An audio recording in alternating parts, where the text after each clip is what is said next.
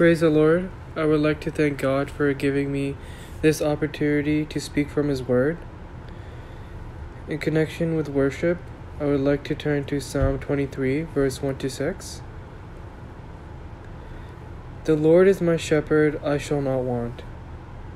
As we allow God to lead us, to be the center of our life, we will not want anything. This is because, as Nehemiah says in chapter 8, verse 10, the joy of the Lord is our strength. When God is our strength, we will lack nothing. When we have the faith that God is there to lead us, restore us, we will lack nothing. Verse 2 and verse 3, He maketh me to lie down in the green pastures. He leadeth me beside the still waters. He restoreth my soul. He leadeth me in the path of righteousness for His name's sake. Yes, God's plan for us is not for our destruction, but for our welfare, to give us a future and a hope. That can be found in Jeremiah chapter 29, verse 11. We serve a good God who will take care of His children. Verse 4. Yea, though I walk through the valley of the shadow of death, I will fear no evil, for You are with me. Thy rod and thy staff, they comfort me. Notice that we will go through troubled times.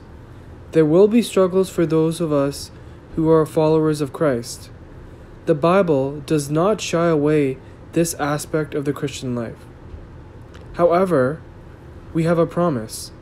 In Psalm 9 verse 10 it says, And they that know Thy name will put their trust in Thee, for Thou, Lord, hast not forsaken them that seek Thee. In Psalm chapter 9 verse 10, it tells us that we are to trust God and He will not forsake us.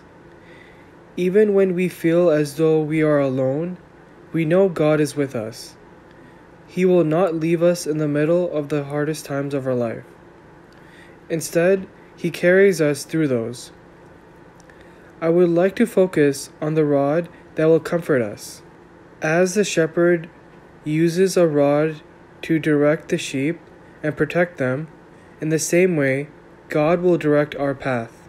Trust in the Lord with all thine heart, and lean not unto thine own understanding.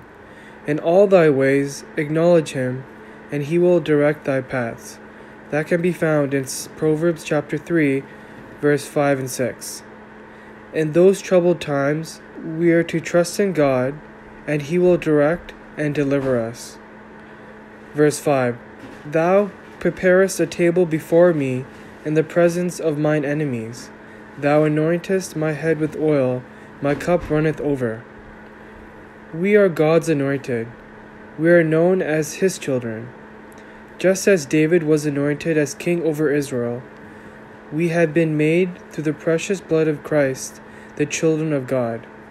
God has chosen us to be His children.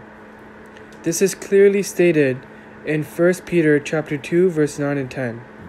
But ye are a chosen generation, a royal priesthood, a holy nation, a peculiar people, that ye should shew forth the praises of Him who hath called you out of darkness into His marvelous light, which in time past were not a people, but are now the people of God, which had not obtained mercy, but now have obtained mercy. Let us not take for granted what Christ has done for us. For ye were sometimes darkness, but now are ye light in the Lord. Walk as children of light. Ephesians chapter 5, verse 8. In the last verse it says, Surely goodness and mercy shall follow me all the days of my life, and I will dwell in the house of the Lord forever. Christ has taken away the sins which was dragging us down into the depths of hell. We were helpless. However, Christ took all of our blemishes away. so that goodness and mercy could follow us all the days of our life. Such a blessing and an amazing God we serve. Amen.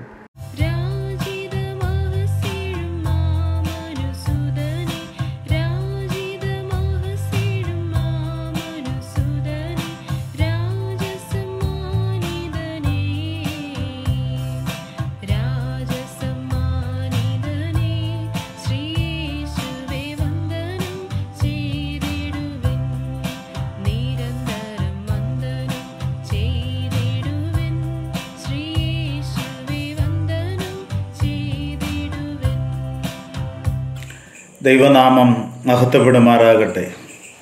അനുഗ്രഹീതമായ ഒരാഴ്ചവട്ടത്തിൻ്റെ ഒന്നാം ദിനം സഭയായി കർത്താവിനെ ആരാധിപ്പാൻ ലഭിച്ച സന്ദർഭത്തിനായി നമുക്ക് ദൈവത്തിന് സ്തോത്രം ചെയ്യാം.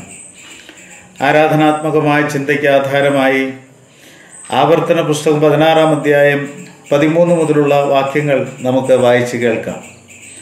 കളത്തിലെ ധാന്യവും ചക്കിലെ വീഞ്ഞും ശേഖരിച്ചു കഴിയുമ്പോൾ നീ 7 ദിവസം കൂടാര പെരുന്നാൾ ആചരിക്കണം. ഈ പെരുന്നാളിൽ നീയും നിൻ്റെ മകനും മകളും നിൻ്റെ ദാസനും ദാസിയും നിൻ്റെ പട്ടണങ്ങളിലുള്ള ലേവ്യനും പരദേശിയും അനാഥനും വിധവയും സന്തോഷിക്കണം. യഹോവ തിരഞ്ഞെടുക്കുന്ന സ്ഥലത്ത് വെച്ച് നിൻ്റെ ദൈവമായ യഹോവയ്ക്ക് 7 ദിവസം പെരുന്നാൾ ആചരിക്കണം. നിൻ്റെ അനുഭവത്തിലൊക്കെയും നിൻ്റെ കൈകളുടെ സകല പ്രവൃത്തിയിലും നിൻ്റെ ദൈവമായ യഹോവ നിന്നെ അനുഗ്രഹിക്കും. അതുകൊണ്ട് നീ വേണ്ടും വണ്ണം സന്തോഷിക്കണം. നിൻ്റെ ദൈവമായ യഹോവ തിരഞ്ഞെടുക്കുന്ന സ്ഥലത്ത് നിൻ്റെ ആണുങ്ങളൊക്കെയും പുളിപ്പില്ലാത്ത അപ്പത്തിൻ്റെ പെരുന്നാളിലും വാരോത്സവത്തിലും കൂടാര പെരുന്നാളിലും ഇങ്ങനെ സംവത്സരത്തിൽ 3 പ്രാവശ്യം അവൻ്റെ സന്നിധിയിൽ വരേണം. എന്നാൽ യഹോവയുടെ സന്നിധിയിൽ വെറും കൈയായി വരരുത്. നിൻ്റെ ദൈവമായ യഹോവ നിനക്ക് തന്നിട്ടുള്ള അനുഗ്രഹത്തിന് തക്കവണ്ണം ഓരോരുത്തൻ താൻ്റെ പ്രാപ്തി പോലെ കൊണ്ടുവരേണം. ഒരു യഹൂദൻ ദൈവസന്നിധിയിൽ വരുമ്പോൾ അവൻ്റെ ഹൃദയാവസ്ഥ 3 പ്രധാന ചിന്തകളാൽ മുഖരിതമായിരിക്കും. ക്രിസ്തീയ ആരാധകൻ്റെ ഹൃദയസ്ഥിതിയെയും മനോഭാവത്തെയും ഈ വസ്തുതകൾ വെളിപ്പെടുത്തുന്നുണ്ട്. പ്രാഥമികമായി വിശ്വാസിയുടെ ഹൃദയം സന്തോഷ സമൃദ്ധമായിരിക്കും. കാരണം അവൻ്റെ ഹൃദയം കർത്താവ് വസിക്കുന്ന മന്ദിരമായി മാറിയിരിക്കുന്നു. പാപവും അശുദ്ധിയും വാണിരുന്ന അവൻ്റെ ഹൃദയം ഇപ്പോൾ പരിശുദ്ധാത്മ മന്ദിരമായി മാറിയിരിക്കുകയാണ്. പാപമോചനം ലഭിച്ച ഹൃദയം, ന്യായവിധി നീങ്ങിയ സ്ഥിതി, ഇരുൾ നീങ്ങി പ്രകാശപൂർണമായി എത്രയോ അത്ഭുതകരമായ പുതുസൃഷ്ടിപ്പാണ് നടന്നിരിക്കുന്നത്. ഇവ വ്യക്തിപരമായ അനുഭവമായി മാറിയിരിക്കിയാൽ സന്തോഷ സംതൃപ്തമായ ഹൃദയത്തോടെ ദൈവസന്നിധിയിൽ വരുന്നതിന് കാരണമാകുന്നു. ആ വിധത്തിൽ സന്തോഷത്തോടെ വന്ന് അപ്പം തിന്നുന്നതിനും ആനന്ദ ഹൃദയത്തോടെ വീഞ്ഞു കുടിക്കുന്നതിനും ഒരു വ്യക്തിക്ക് ഇടയാവുകയാണ്. അനുഗ്രഹീതമായ വീഞ്ഞു വീട്ടിലേക്ക് കൊണ്ടുവരപ്പെട്ടതിൻ്റെ ആഹ്ലാദം അവൻ്റെ ഹൃദയത്തിലുണ്ട്. ദൈവികമായ അനുഗ്രഹങ്ങളുടെ ഉറപ്പും നിറവും അവൻ്റെ ഹൃദയത്തെ വളരെ സ്വാധീനിക്കുന്നു. വിശ്വാസിയുടെ ഹൃദയ വികാരങ്ങൾ അനുഗ്രഹദാതാവായ ദൈവത്തിൽ കേന്ദ്രീകൃതമായിരിക്കുന്നു. പാപി എന്ന ശാപകരമായ സ്ഥാനത്ത് നിന്നും അനുഗ്രഹിക്കപ്പെട്ടിരിക്കുന്നു എന്നുള്ളത് എത്രയോ ആശ്വാസകരമാണ്. ദൈവിക അനുഗ്രഹങ്ങളുടെ കലവറയിലേക്ക് കൊണ്ടുവരപ്പെടുകയും അതിൻ്റെ അവകാശം കൈവശപ്പെടുത്തുകയും ആയത് അനുഭവിപ്പാൻ വിളിക്കപ്പെടുകയും മറ്റുള്ളവർക്കും അനുഗ്രഹം പകരുകയും ചെയ്യുന്നത് എത്ര ആശ്ചര്യകരമായ ദൈവകൃപ! പാപമോചനമെന്ന അനുഗ്രഹം, ദൈവം പിതാവായി തീർന്നു എന്ന അനുഗ്രഹം, ഇനി ന്യായവിധിയില്ല, നരകവിധി നീങ്ങിപ്പോയി, ഉല്ലാസത്തോടും ഹൃദയപരമാർത്ഥതയോടും കൂടെ ദൈവത്തെ സ്തുതിപ്പാൻ കഴിയുന്നത് എത്ര വലിയ അനുഗ്രഹമാണ്! ദൂരത്ത് നിന്നുപോലും ദൈവിക അനുഗ്രഹങ്ങളുടെ സംഭരണശാലയിലേക്ക് എത്തി നോക്കുവാൻ കഴിയാതിരുന്ന മഹാഭാവിയും ശത്രുവും അഭക്തനും ബലഹീനനുമായവന് അനുഗ്രഹത്തിന് അധിപതിയായവനെ അടുത്തു വന്ന് ആരാധിപ്പാൻ കഴിയുന്നത് ഭാഗ്യകരവും ഔന്നത്യ സമ്പൂർണവുമായ കാര്യമാണ്.